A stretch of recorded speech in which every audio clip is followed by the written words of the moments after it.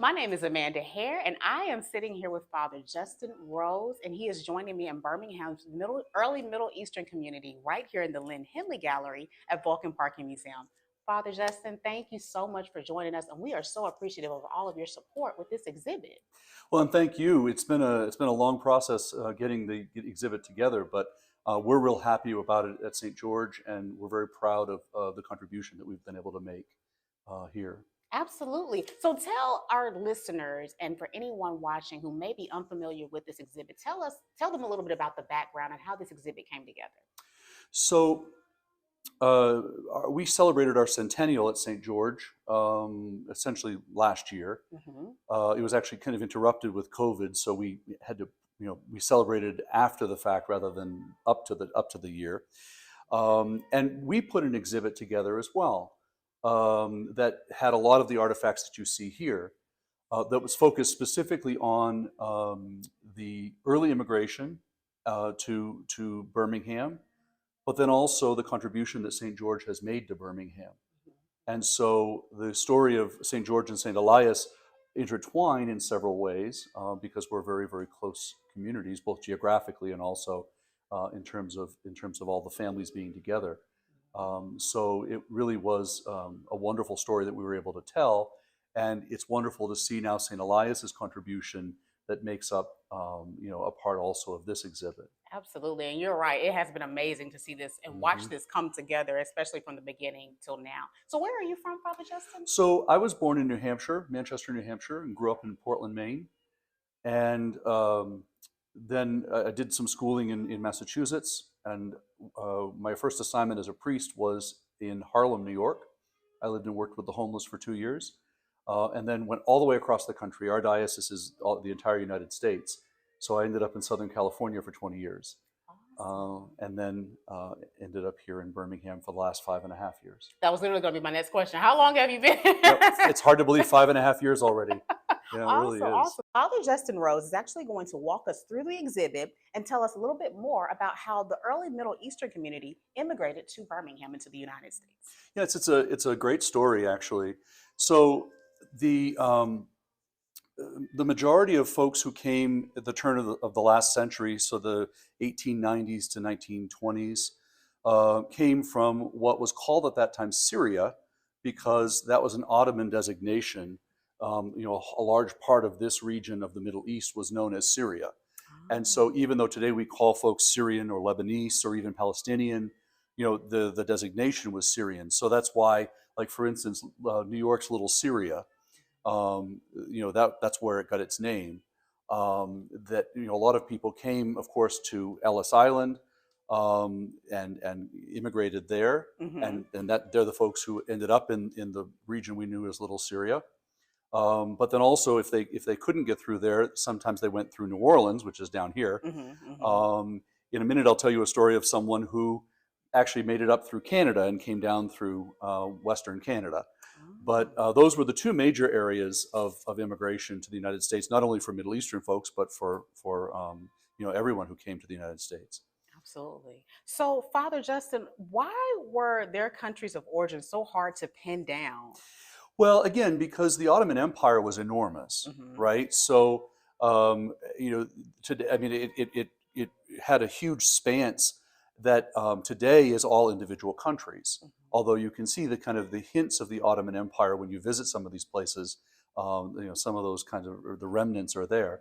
But so essentially, the Middle Eastern Christians who came over to the United States came for economic reasons, but also there were times where they were not allowed to practice their faith openly as Christians, and Mm-hmm. so oftentimes they immigrated for those reasons as well. So I love this map because this map shows the peddler routes through the United States, and all the states are transliterated into Arabic letters. And so if you know Arabic, you can kind of sound out the letters to the states. I'm imagining that most of these, you can see the kind of arrows, are probably railroad lines, Oh. where that's probably how in those days people were getting, around through the U.S. But peddlers would come to an area like Birmingham, for instance, And if they found that there was a demand for what they sold, then they would actually put a brick and mortar store together. Gotcha. Okay. So, Father Justin, what attracted them to Birmingham? It's a really good question. So early on, of course, I mean, I don't have to tell anyone who's standing in the Vulcan Museum about the steel and iron industry. Our people, the Middle Eastern people, didn't go down into the mines that are below us, Okay. but they sold stuff to the folks who did, right? So they were, along with the Greeks and the Italians, they were the restaurant owners, store owners, and again, they started out initially as peddlers, but over time, putting a brick and mortar store or a restaurant or whatever. I've joked many times that the little general store that's here in the Vulcan exhibit probably was owned by a Middle Eastern person. And he's referring to the anvil. Right. You are exactly right. So, and you can see examples here of some of the stores that were opened by the Lebanese community at that time, and the Palestinian community as well. Okay. So, Father Justin, one of the big finds was Abe McWee's diary and scrapbook. Yeah. And so, who was Abe McWee? Tell our viewers, and what will visitors discover from his life? So, I don't know who donated the Abe McWee scrapbook to us. It showed up at St. George as we were preparing our exhibit. But it put a face, a very handsome young face, on the whole exhibit, the whole story of immigration to the United States. So Abe was a young man, and again, I think he immigrated through Canada because we have no evidence of him coming through Ellis Island, and he never makes any reference to New Orleans at all. He had family in Vancouver, Seattle, and actually went back and visited them as a teenager. So he kind of ends up on our radar in Tennessee. He went through grade school in a Catholic grade school in Tennessee, and his family immigrated down here. As you saw the picture a minute ago of his dad was a peddler, and so that's how he ended up in Birmingham. So, and he worked at a couple of the clothing stores here on the north side of Birmingham. He started off working in the shipping department, and at 14 years old was the manager of the shipping department. So he was an industrious young man. He was one of the founders of the Phoenician Club, which was a club for Lebanese people, because of course in those days you had to kind of stay in your lane. You had to have a club for your own group. You couldn't join other clubs in those days. He wrote plays. He we have speeches that he wrote and so forth. And he was passionately, although he wasn't an American citizen, he was a passionate American, right? So he loved the presidents, especially George Washington and Abraham Lincoln. And when the First World War came around, he answered the call to enlist. And so that's when he actually was naturalized. And we have his naturalization papers right there behind you. He enlisted and was on the banks of the Tennessee River in northern Alabama the day before he was going to go to boot camp, or whatever they called it in those days, with his girlfriend, playing with their new Kodak camera, right? And he fell into the river and drowned. Oh, wow. And so he never made it to fight in the war. He was 21 years old. Oh, wow. So young. So young. Oh, my goodness. But the thing about Abe is he puts a face on the entire story of Middle Eastern immigration here to the United States, that folks were hardworking. They were part of the fabric, especially in a place like Birmingham. They were a part of the fabric of what made the Magic City. Absolutely. And hardworking, you hit it right on the nail. One thing I've learned from just reading some of the stuff in this exhibit is just how hard the Middle Eastern community worked. Absolutely. Yeah. Tell us a little bit about the role of faith and what that played in the immigration of the early Middle Eastern community. Well, for communities all over the U.S., one of the first things that they did when they would gather in an area was to build a church. And so one of the reasons why St. George and St. Elias are so intimately connected is that St. Elias was first. St. Elias had a community, I just learned, in 1910. St. George was founded in 1921. So for those 11 years, all of the Lebanese folks here in Birmingham worshipped at St. Elias. And there was a time when the Melkite community got large enough that they went up the street a little ways and had built their own church. So faith is huge because especially for people who were living in the Ottoman Empire, you weren't allowed to openly practice your faith. So church bells were not allowed. Processions, which we have lots of during the church year, were not allowed to be out in public and so forth. So there was an element of religious freedom that people discovered when they came to the United States. Although, of course, Birmingham at that time was not, as free and enlightened as it is today. But even so, it was more than what they had experienced in the Ottoman Empire. Gotcha. So tell us a little bit about how St. Elias and St. George have become and remain so closely connected today. Well, and so it starts with that, right? That they worship together in the same church for a number of years, but also geographically, we're a 5-minute walk from each other, even today. St. George, actually, both St. Elias and St. George have moved to new properties, but they're very, very close to each other. And originally, the neighborhood in between, which is right down the hill, down below where we're standing right now, was all the parishioners of one or the other, and sometimes both.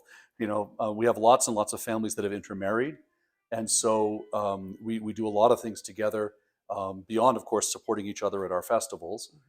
But we're constantly attending weddings and baptisms and funerals and all sorts of things with each other because we're very intimately connected with each other. And it shows when we did our opening reception here for the Linn-Henley Gallery exhibit. It was like a big family reunion, watching the St. Elias and St. George congregation parishioners like kind of just meet and greet. Maybe they hadn't seen each other. It might have been last weekend when they saw each other. That's But right. yeah, you can tell it's a really big family. Well, and the other piece that I need to mention as well is that the Palestinian community also came. Some were as early as the early 1900s, but then, of course, when there were troubles in Palestine in the 1940s and 50s, we had a lot of Palestinian immigration, and so they came to St. George, in the early 1970s or so, and began to kind of be integrated. And it wasn't necessarily a smooth transition, but it's become something where it's part of the richness of the fabric of our community that we have several of the Middle Eastern countries represented, and now lots of people who are not Middle Eastern at all, who come because they like what we do at St. George. Image of Father Joseph Raya. Tell our viewers a little bit more because he was very significant. Oh, very important. So he came to St. George as Father Joseph. He left St. George as Archbishop Joseph. He was made Archbishop of Galilee in Israel, Palestine. And but as Father Joseph, he built the current church that we have. And he was a very dynamic figure. He really did a lot to gather and to educate the Melkite community here in Birmingham. And there are still people alive whom he baptized and married, and they all have stories of his antics. I mean, he was quite an animated man, but he was a very serious man. He was dedicated to peace and justice. He worked with Dr. King and marched with him, and he applied some of the same principles of nonviolent resistance in Israel on behalf of the Palestinian community that was being oppressed there. At one point, at several points, he was kind of warned by the Ku Klux Klan not to continue because he invited African Americans to join the church, which ruffled the Klan's feathers. And so he actually started, we don't know anything really about it, but he started a black Melkite mission downtown in Birmingham somewhere. We don't really have any evidence of it. But that was his answer to try to do something. And was at one point taken and beat up by the Klan. And it's a very powerful story that he, being kicked and beaten up, responded with love. And one of the Klansmen 30 years later called him and said that that moment had haunted him. You know. So, like I said, he was Archbishop Joseph of Galilee for a number of years. There's two stories. One is that he was his departure from that post was lamented by everyone, and the other is that the prime minister kind of insisted that he leave. I think it probably would be a combination of both, Right. having known him a little bit. But he was a very, very important figure in our church in the United States. He retired to Canada, and that's where he spent the rest of his days. But he did a number of kind of preaching tours and stuff throughout the U.S. All right. Awesome. Awesome. And yeah, and when you guys come check out this exhibit, we do have his life and legacy kind of detailed here within the exhibit. Father Justin, are there any last thoughts that you want to leave us with? Well, just that the Middle Eastern community here in Birmingham is proud, and that we're proud of the contribution that we've been able to make and that we continue to make. With our festivals, contributing to the wonderful food culture that's here in Birmingham. And it is which wonderful. I did not expect it. Moving from California, I figured I'd get good barbecue here. But I didn't realize the wonderful food trucks and all of the other wonderful things that we have here in the city, wonderful restaurants. We're proud that we're able to be a part of that and that folks look forward to it. And with that, they get to come and see the church. They get to, they were able to see the historical exhibit when it was there last year. And now they're able for the rest of the year to come here and really get a sense of who we are. So we're very, very proud of the story that's told here. Yes, and we are super excited about the partnership, and we are proud to be able to display this story. So now people get a little bit more detail, in depth behind the great food that you eat at these wonderful festivals every year. Right. Well, thank you so much for your time, Father Justin. Thank you to our viewers. Please come out and check out the exhibit located inside the Linn-Henley Gallery at Vulcan Park Museum. We are open daily from 10 a.m. to 6 p.m. My name is Amanda Hare. Thank you for watching.